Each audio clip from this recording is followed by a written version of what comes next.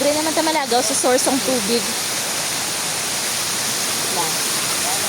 Okay, here. Wala pa sa nga tubod, oh.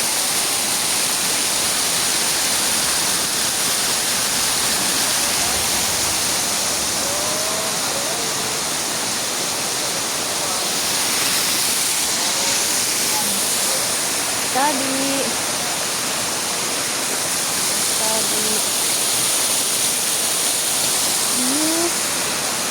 Guys, amo ni siya, oh, may lambuyog nga tanom.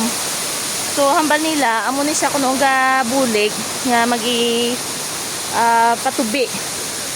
So kung wala ni siya, I think ang matabo hindi na ni magituloy-tuloy ang tubig. So amo mo na ba nila eh. Kamo na lang naging pati ko. So amo ni siya ginimuha nila sa tangke. Amo ni siya naga-source sa tubig sa ubos. Dako-dako siya nga ano. So, yan, napagida sila nga tubo. Dito naman sa may halin sa may babaw naman. May lain pa na dito nga tangki. So, mula na siya.